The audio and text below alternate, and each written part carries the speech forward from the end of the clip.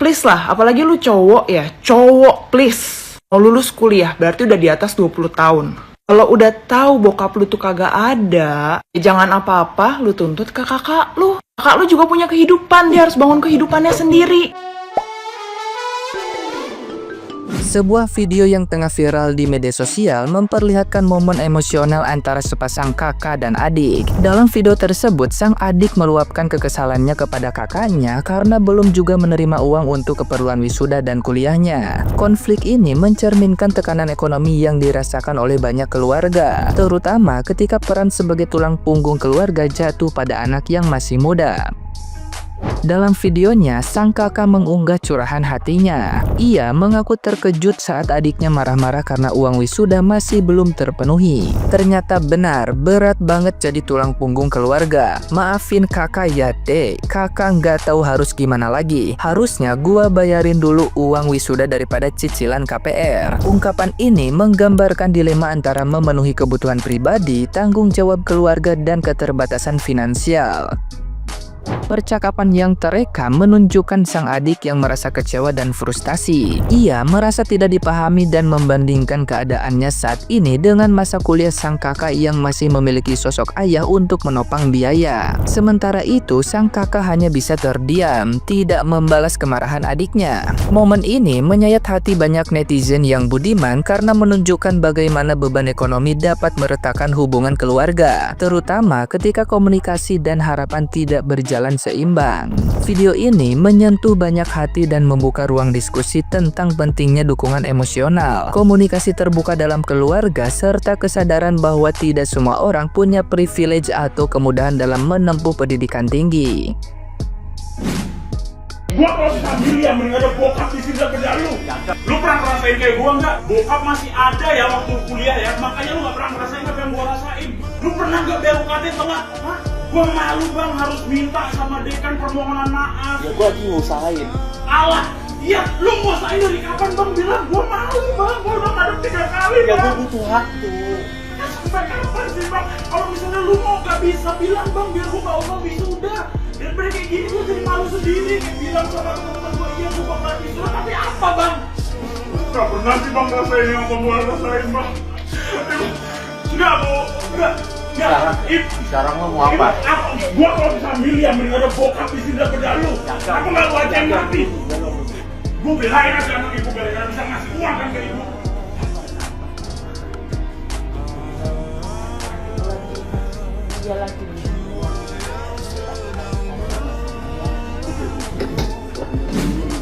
Nah, gimana nih menurut netizen yang terhormat? Silahkan berkomentar ya.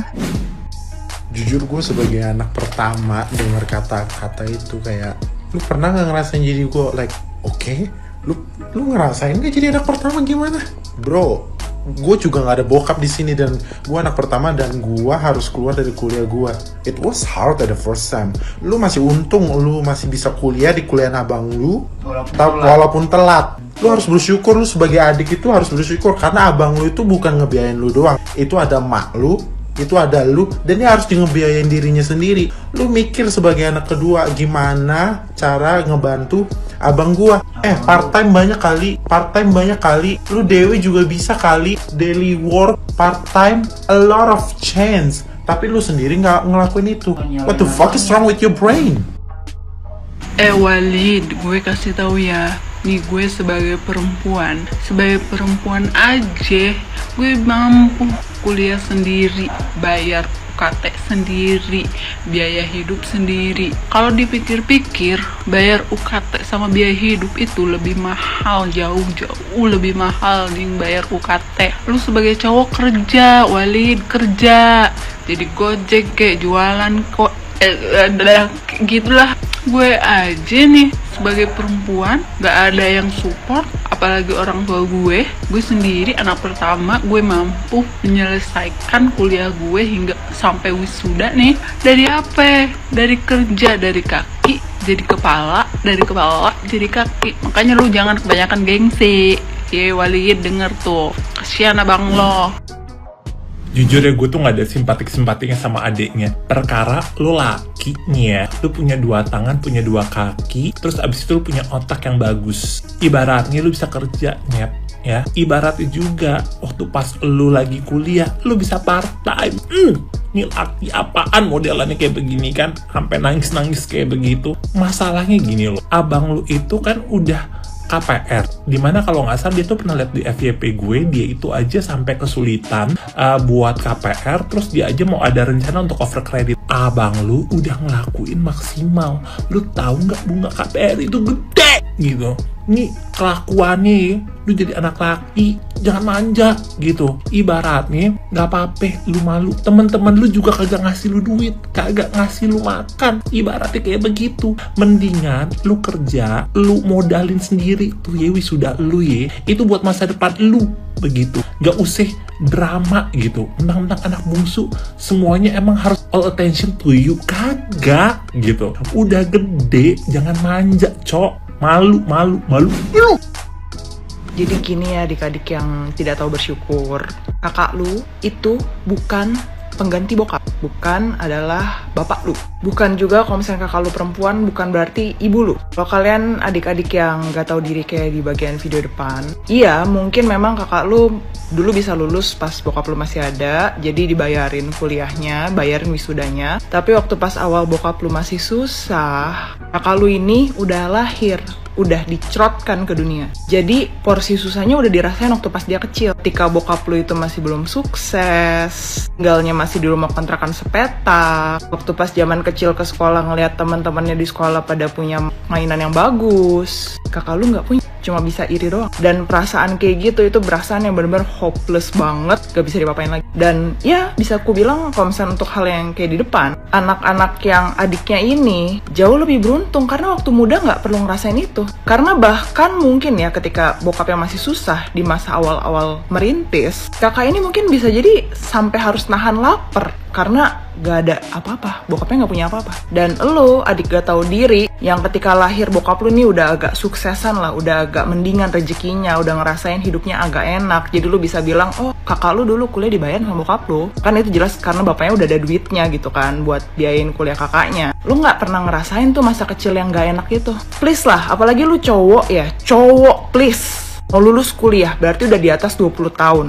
Kalau udah tahu bokap lu tuh kagak ada, ya jangan apa-apa lu tuntut ke kakak lu. Kakak lu juga punya kehidupan, dia harus bangun kehidupannya sendiri. Dan banyak banget contoh di luar sana, kakak pertama yang ngebuang masa mudanya dia, buat apa coba? Buat ngebantuin lu, anak kecil. Anak yang bukan tanggung jawab dia sebenarnya. Semuanya dilakuin karena kenapa? Karena ya dia mau gak mau, terpaksa. Karena bokap lu udah gak ada, ya mau gak mau dia jadi akhirnya ikut mengambil peran bokap lu tuh kayak apa. Lagi ini cuma masalah wisuda doang gitu. Emang kalau gak ikut acara graduation, acara wisuda itu lu gak lulus? Terus kalau lu ikut acara wisuda itu juga apa sih yang mau lu lakuin? Bangga-banggain foto pakai toga gitu? Udah gitu doang, sampai situ doang. Kalau lu mau kayak begitu, dari lu selesai skripsi nih sampai masalah wisuda, ya lu kerja lah, cari sampingan atau apa. Mungkin gak full lu bayar, tapi seenggaknya lu bisa bantu sedikit lah. Nah itu buat apa? Buat seneng-seneng lu, buat pamernya lu, buat bangga-bangganya lu. Bener gak?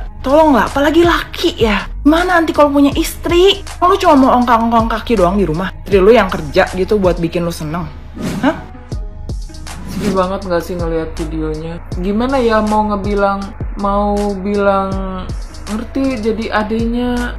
Ya ngerti sih yang namanya telat bayar, apalagi itu kuliah gitu ya. Tapi gimana ya, gue ngerasain jadi tulang punggung keluarga sekarang dan itu berat banget. Dan gue jadi tulang punggungnya hanya untuk ibu gitu sama anak gitu ya, karena suami juga udah diambil gitu.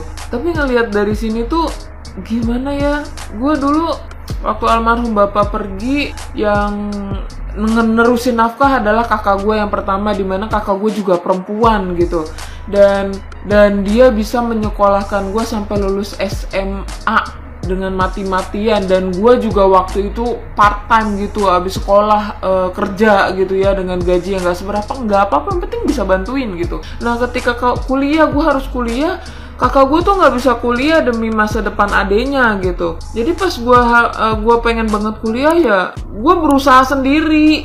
Jangan jadi beban. Gue di sini nggak mau bilang yang ada di posisi adenya juga sulit.